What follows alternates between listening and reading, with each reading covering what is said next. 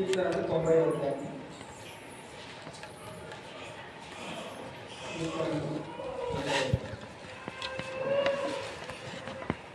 పన్నెండవ వచనం చదువుతున్నాం.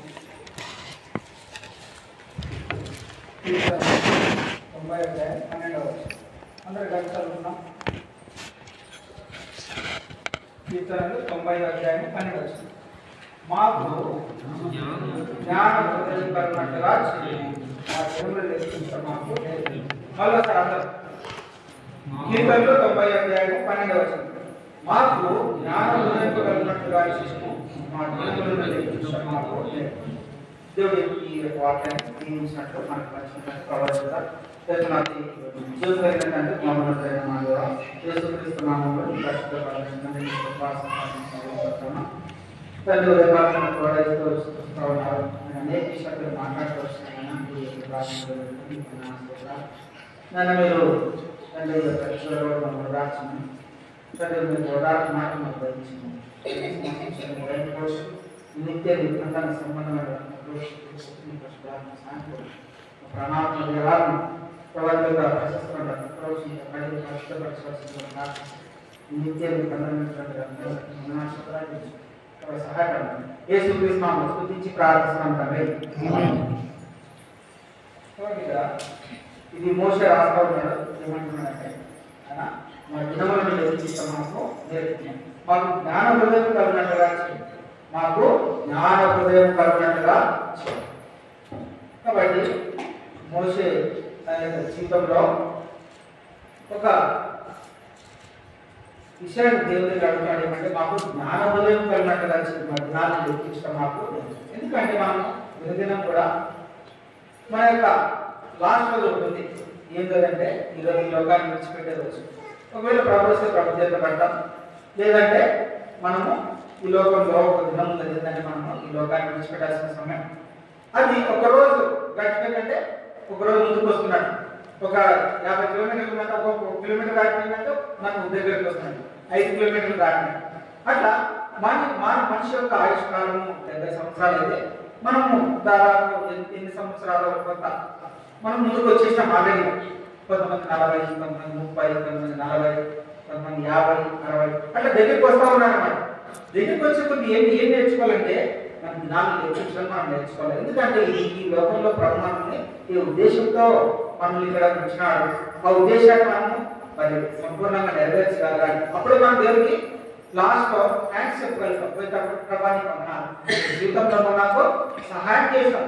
నా యొక్క జీవితాన్ని నేను మరి ఒక అర్థవంతాన్ని ముగించడానికి నాకు కృపను అనుగ్రహించినావు.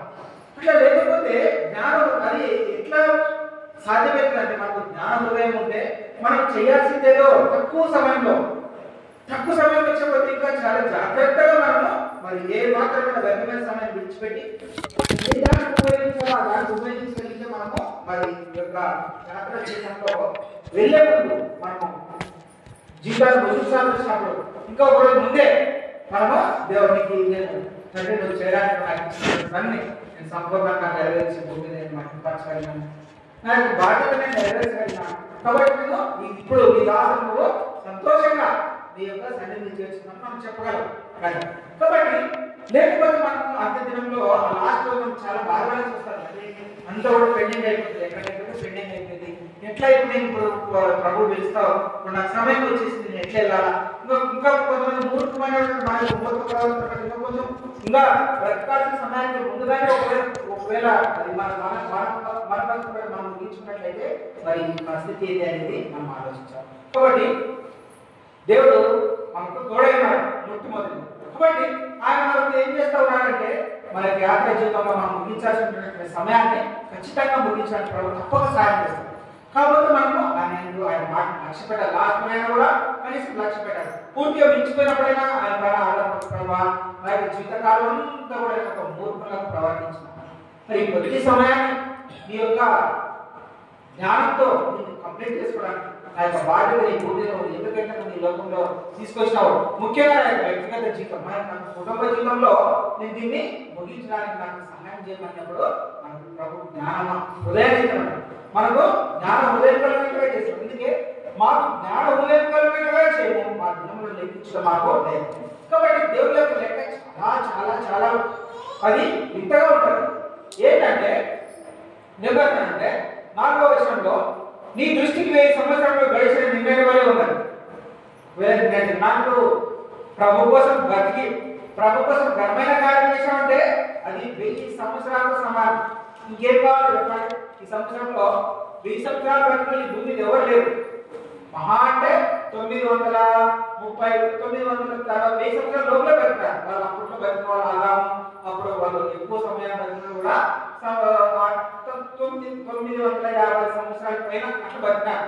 కానీ నీకు నాకు ఏం అనుగ్రహించాడంటే దేవుడు కృపలో తక్కువ సమయంలో మన జీవితంలో ఎంతో రకంగా మనం ఎన్నో పొరపాటు చేసుకుని మన సమయంలో వ్యర్థపరుస్తున్నాము. కానీ మన దేవుడి దగ్గరికి వచ్చినాము. ఇప్పుడు వచ్చిన వాటి తెల్లగడ్డ చేయాల్సిన ద్వారా చాలా దగ్గరికి వచ్చేసి ఎంతో పనులు ఇవన్నీ ఎట్లా కంప్లీట్ చేసుకున్నాను. మరి సమయం సరైన సమయానికి ఇవన్నీ కూడా ప్రభుత్వం ఎట్లా లెక్క చెప్పాలనేటువంటి సమయం వచ్చినప్పుడు ఏమంటుందంటే దాంట్లో దేవుడి దగ్గరికి రావాలి. దేవుడి దగ్గర సమయాలు అన్ని కూడా ఆయన ఆధీనంలో ఉంచుకున్నాడు కాబట్టి ఆయన దగ్గరికి మనం వచ్చినట్లయితే ప్రభు దగ్గర ఎంతో క్లియర్ గా మనకు కనపడుతుంది. ఏం కనపడుతుంది అంటే అప్పుడు ఆయన దృష్టికి ఆయన దృష్టిలో ప్రభు నీ దృష్టిలో నీ నీతి పరంగా నేను ఆయన దృష్టికి 1000 సంవత్సరంలో గడిచిన నిన్న ఎంత సంతోషంగా గడిపినామంటే మేము ఒక పిల్లల సర్వీస్ అయినా అంటే పాటు పెట్టే కార్యక్రమానికి అయినా అక్కడ చూసుకునే సమాజం తోటలో వెళ్తామని నాకు ఎంత సంతోషం అంటే ఎంత సంతోషం. ఒక్కొక్క సమాజంలో మాట చూస్తుండే వాళ్ళు ఏం తీసింటారు, ఎట్లా ముగించారు, వాళ్ళకి జీవితం ఎంత అర్థవంతంగా ముగించే వాళ్ళు ఎంత ప్రేమను పొందుతుందని వాళ్ళు చూస్తుంటే నాకు ఎంతగానో సంతోషం ఏంటన్నమాట. కాబట్టి నేను దినాన్ని నాకు మరి సమయం లేక మరి ఒక హాఫ్ డే తీసుకుని వెళ్ళాము. వెళ్ళినప్పుడు మేము సమాజంతో 2 గంటలు అంటే వాళ్ళు 2 గంటల 10 నిమిషాల కన్నా నేను చేయబడినాడు కదా. దాని వాళ్ళు మరి 4 గంటలకు వచ్చినాడు. ఆ సమయం 2 గంటల సమయంలో కూడా నేను ప్రభు ఎంతగానో ఆనందించాను. చూస్తూ ఉంటే అన్ని కూడా పాటలు ఆత్మ విషయమై దీనులైన వారు ధన్యులను రాశారు. మరో ఆత్మ విషయమై దీనులైన వారు ధన్యులు. కానీ పరలోక రాజ్యం వారిది. ఎవరిదంటే పరలోక రాజ్యం? ఈ సేన ఎవరిదంటే వాళ్ళు పేరు చెప్తారు, వేరే పేరు చెప్పరు.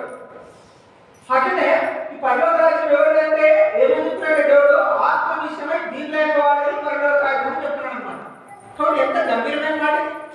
ఈ పరలోక రాజ్యం ఎవరు అంటే దేవుడు పరలోక రాజ్యం ఎవరు చెప్తున్నాడంటే ఆత్మ విషయమై దీన్ని ఎవరైతే ఉన్నారో వారి కోసం సిద్ధపరిచాం.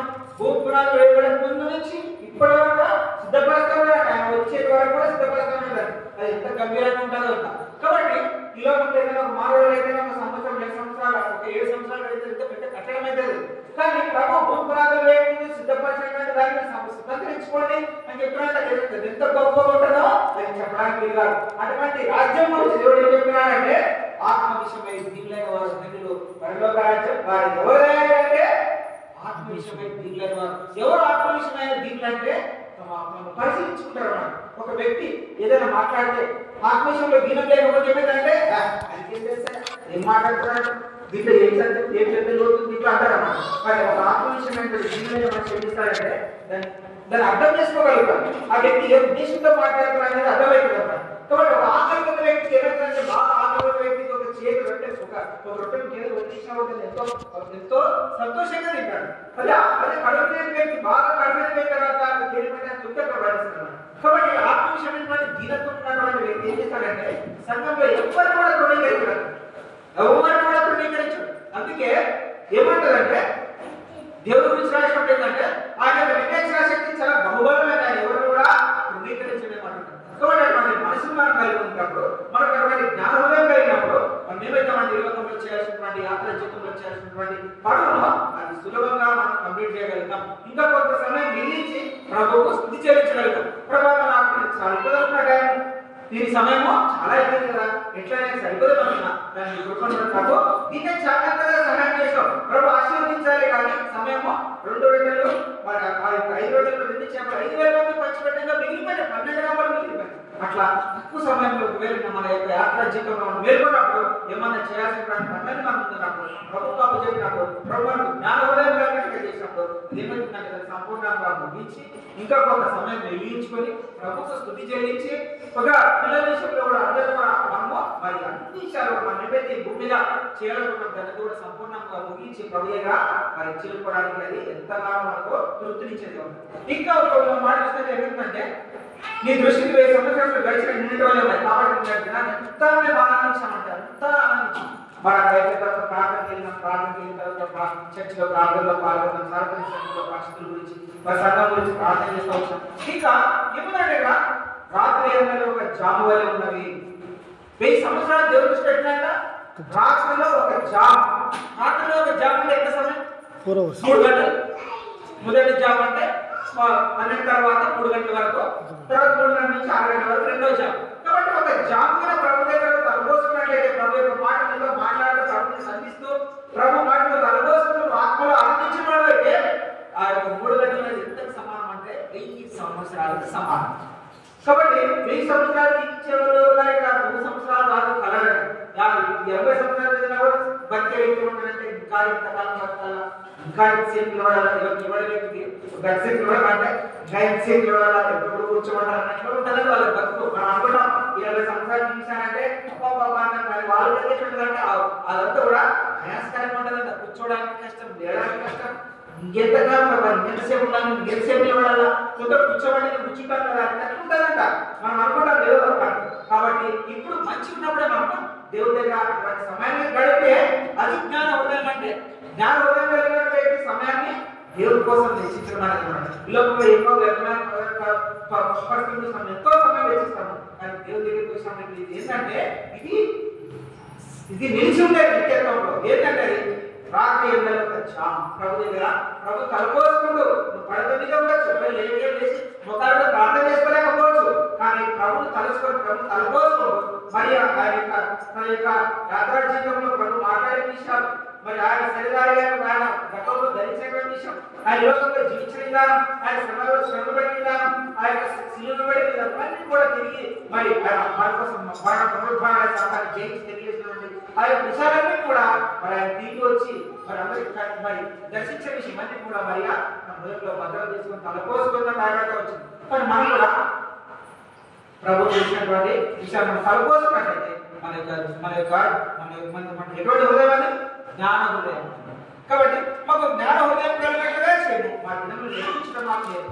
అట్లా లెక్కించుకున్నాం దినాన్ని దేవుడి కోసం ఎంతగానో సంతోషించాను, దేవుడి కోసం ఎంతగానో గడిపాను, ఎంతో మందిని నేను మరి ఆదరించగలిగిన, ఎంతో మంది మాట్లాడగలిగిన, అట్లా మరి అట్లా ఒక దినాన్ని లెక్కించుకుంటాం అన్నమాట. కాబట్టి అట్లా దినాన్ని కూడా మనం లెక్కించుకుంటూ దేవునికి ఇష్టకరంగా జీవించినప్పుడు మనం ఒక దినాన్ని మన యాత్ర జీవితాన్ని ముగించినప్పుడు చాలా సంతోషంగా ముగిస్తాం అన్నమాట. కాబట్టి ఈ జ్ఞానం ఎటువంటిది అంటే ఇక్కడ రాయబడతా వచ్చింది. ఒకసారి మనం ఇప్పుడు సంఘవాగ్దానమైనటువంటి యాకోబు పత్రిక 5వ అధ్యాయంలో 17వ వచనం చూద్దాం. యాకోబు పత్రిక 5వ అధ్యాయం 17వ వచనం. యాకోబు పత్రిక 3వ అధ్యాయం 17వ వచనం. 3వ అధ్యాయంలో 17వ వచనం. అయితే పైనుండి వచ్చు జ్ఞానం మొట్టమొదటిగా పవిత్రమైంది. కాబట్టి ఎటువంటి జ్ఞానం అంటే మొట్టమొదటిగా పవిత్రమైంది, తర్వాత సమాధానకరమైనది, మృదువైనది, సులువుగా లోబడినది, కనికరముతోను మంచి ఫలములతోను నిండుకొనినది. ఇవన్నీ దేని గురించి రాస్తానంటే ఇది దేవుడి యొక్క ఆత్మలో ఉన్నప్పుడు కలిగినటువంటి జ్ఞానం. కాబట్టి అది మొట్టమొదటి దాన్ని విశదీకరించి రాస్తా ఉన్నాడు. యేసుప్రభు ఒక మాట చెప్పాడు, ఏమన్నాడంటే ఆత్మ విషయమై దీనైన వారు ధన్యులు. ఆత్మ విషయమై దీనైన వారికి ఇవన్నీ ఉంటాయి క్యారెక్టరిస్టిక్స్ ఇంకా. మళ్ళీ మనం ప్రత్యేకంగా చదువుతాం కదా ఇక్కడ మరి యాకోబు అదే వచనాన్ని ఆ ఆత్మ విషయమై దీనుడు అనే ఒక వచనాన్ని ఆయన ధ్యానించి ఇలా రాస్తున్నాడు. ఏమని రాస్తున్నాడంటే అయితే పైనుండి వచ్చే జ్ఞానం మొట్టమొదటిగా పవిత్రమైనది, తర్వాత సమాధానకరమైనది. అంటే సమాధానం పొందాలంటే ఒక వ్యక్తితో సమాధానం కలిగి ఉండాలంటే మనకి ఏముండాలా? దీనత్వం ఉండాలి. అందుకే ఇక్కడ ఏమంటా వచ్చిందంటే జ్ఞానంతో కూడిన సాత్వికం గలవాడై. జ్ఞానం అనేది ఏం చేస్తున్నారు? ఉప్పొంగి చేస్తారు. కానీ దాంట్లో ఏముండాలి? సాత్వికం అనేది ఉండాలి. జ్ఞానంతో కూడిన సాత్వికం గలవాడై. కాబట్టి తన క్రియలను కనపరచాల, యోగ్యమైన ప్రవర్తన కలిగి ఉండాలని రాసుకొచ్చాడు. కాబట్టి ఇక్కడ పైన వచ్చే జ్ఞానం మొదటిగా పవిత్రమైంది, పవిత్రత ఉంటుంది దాంట్లో, ఎవరికి? ఆత్మ విషయంలో దీనైన కాబట్టి ఈ పాపంతకి కారణం ఏంటంటే శరీరం కాదు. ఎందుకంటే శరీరం ఏమంటాడంటే సాతాను ఆయన పాపాలు పుట్ట పాపం అనేది ఆయన నుంచి వచ్చింది. ఆయన స్వభావంలో మాటింటేనే ప్రపంచంలో మలినమైపోయింది ఇప్పటివరకు కూడా. కాబట్టి ఈ యొక్క గర్వంలోనే ఉన్నటువంటి పాపం అనేది. కాబట్టి ఆత్మ విషయంలో దీనుడైన మనిషి ఒక దీనత్వం ఉన్నటువంటి మనిషిని సాతాను జయించలేదు. కాబట్టి గర్వించడానికి కారణం ఏంటంటే ఒక జ్ఞానంతో గర్వించడం ఏమైనా పడిపోతాం. సో అదే జరిగింది ఆ విషయంలో. గర్వం అనేది సమస్త పాపాలకి కారణం అన్నాడు, రూట్ కాదు అన్నాడు. కాబట్టి ఈ సౌలు చూస్తాం, సౌల్లో ఏంటైనా దాన్ని తీసినటువంటి పనులు కూడా చేయలే. దానికి కారణం ఏంటంటే ఆయన ఉన్నటువంటి స్వయం, ఆయన ఉన్నటువంటి గర్వం రాజుతో సరిపెట్టుకోలేదండి. కాబట్టి ఆయన అట్లాంటివి మళ్ళీ కూడా సమస్తమైన పాపాల కారణం ఏంటంటే గర్వం. ఒక మనిషితో సమాధానం కాలేకపోవడానికి, ఒక మనిషితో పవిత్రంగా జీవించలేకపోవడానికి, లేదంటే లోబడకపోవడానికి, లేదా మృదువుగా ఉండడానికి, సులువుగా లోబడడానికి మనం కూడా అబ్జెక్షన్ చెప్పేది. లేదంటే ఆటంకకరమైనది ఏంటంటే గర్వం వచ్చినప్పుడు వాళ్ళకి ఏమైందంటే సమస్తమైనటువంటి పరిస్థితి ఉంటుంది.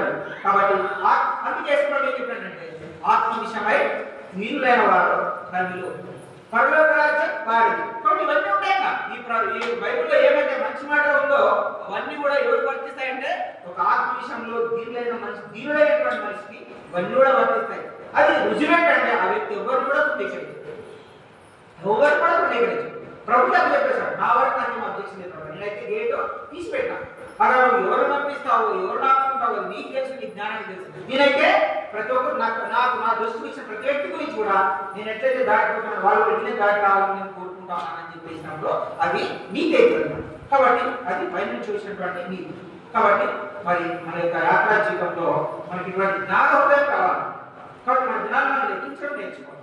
కాబట్టి మనము మరి ఏదో ఇటువంటి గర్వం లేనటువంటి హృదయం అనేది ఎప్పుడు కూడా దేవునికి మరి అంగీకారం ఉంటాయి. అందుకే మరి తిరిగి కలిగినటువంటి హృదయాన్ని ప్రభు కోరుతున్నాను. కాబట్టి మన యొక్క జీవితాల్లో మన యొక్క సమస్తమైనటువంటి కల్మషం, ఆత్మకు, శరీరానికి, ఈ యొక్క మరి జీవానికి కలిగినటువంటి సమస్తమైన కల్మషం తీసివేయడానికే ప్రభు ఈ లోకంలో మరి.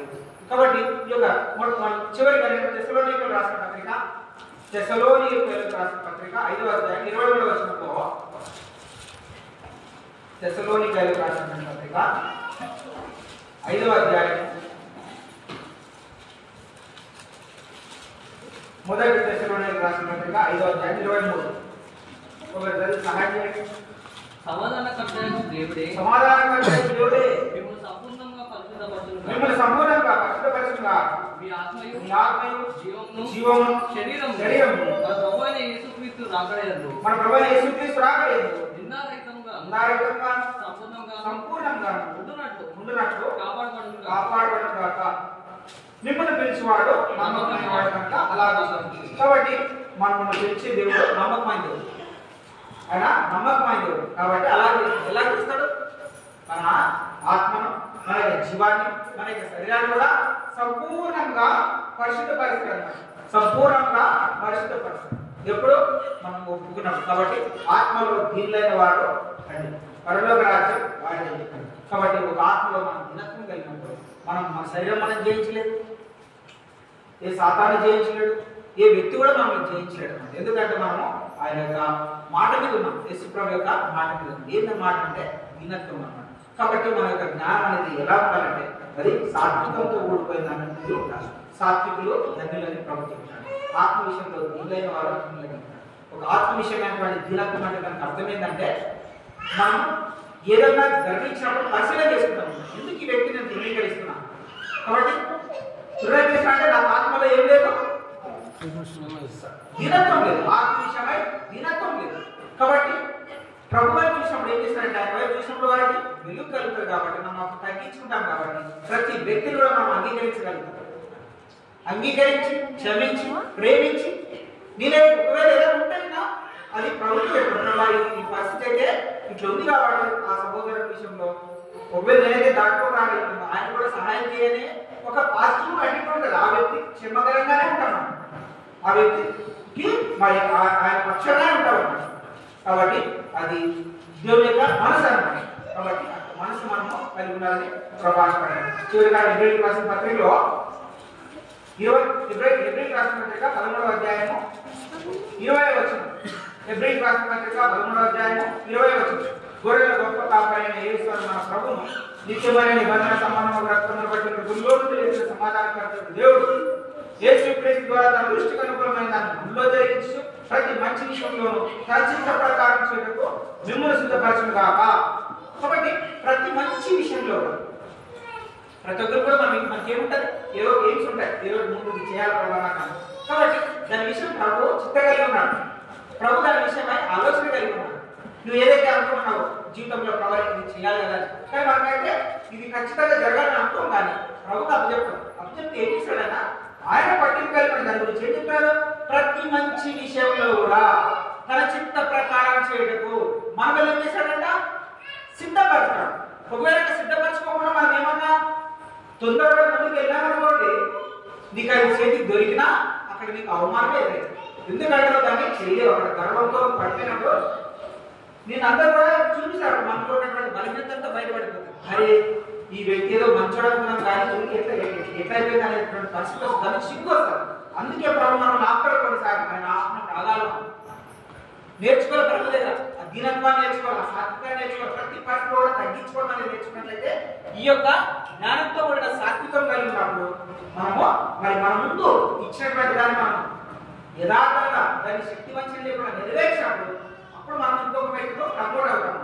కాబట్టి అంతవరకు ప్రభు దగ్గర ఇచ్చిన దాంట్లో మనం నమ్మకంగా లేకుండా దాన్ని యథార్థంగా స్పష్టంగా దాన్ని చేయకుండా ఇంకా ఏదో ఆశించి మనం ముందు పోతే ఏమైతే అక్కడ మనం నిలబడకపోతే దేవుడు మనకు పట్టుదలకి అవమానం వస్తుంది. తర్వాత దేవుడు నామాన్ని కూడా వీలు కలగానే పరిస్థితి. కాబట్టి మనం దేవుని దగ్గర ఆయన చేతికి ఉన్నాము, ఆయన తగిన సమయంలో హెచ్చిస్తాడు. అంతవరకు మనం ఆయన ఒక బలిష్టమైన చేతికి మనము వీరులమై ఆయన ఏదైతే నేర్పిస్తున్నాడో దాన్ని నేర్పించుకుంటూ మనం సంపూర్ణంగా సంతోషించాలి. మనం ఏదో పొదగలిగి ఉండకూడదు. మనకు కలిగిన దాంట్లో మనకి ఇచ్చిన దాంట్లో మనం సంతృప్తి కలిగి మనం దాన్ని సంపూర్ణంగా చేసుకుంటూ వెళ్ళినప్పుడు ఇక్కడ దాన్ని సిద్ధపాటు అన్నాడు, ఇంకో దానికి సిద్ధపాటు ఇచ్చాడు. కాబట్టి అప్పుడు ఏమైంది, ప్రతి మంచి విషయంలో తన చిత్త ప్రకారం చేయటకు మనల్ని సిద్ధపరచాలి. ఇది సిద్ధపాటు అంటే ఏది సిద్ధపాటు, మనకు ఏమైతే ఇచ్చినాడో మనకి ఇచ్చిన సంతృప్తి కలిగి ఇదే నాకు ఎక్కువ ఇచ్చిందే చాలా ఎక్కువ అనుకునే దాన్ని మరి మనస్ఫూర్తిగా చేసుకుంటా సంతోషించుకుంటూ మరి మనం మన యొక్క దినాల్లో ప్రభుత్వం తలపోసుకుంటూ మన యొక్క కుటుంబం పైన ప్రేమ కలిగి మన బాధ్యతలు మనం నెరవేర్చుకుంటూ మనం ముందుకు వెళ్ళిపోతున్నప్పుడు సంపూర్ణంగా అక్కడికి ముందుకు వెళ్ళినట్టు సంపూర్ణంగా ఇంకొక మెట్టుకి ఎక్కడానికి అక్కడ సంపూర్ణంగా ప్రభుత్వం మహింపరచడానికి ప్రభు సహాయం చేస్తాడు. ఈ రీతిగా ఆయన యొక్క నామాన్ని మనం ఈ లోకంలో మహింపరిచి మరి మనము అదే జ్ఞాన హృదయం కలిగి ఉన్నాం. కాబట్టి జ్ఞాన హృదయం కలగడంలో మాకు చేయము, మరి దినాన్ని మాకు లెక్కించలేదు.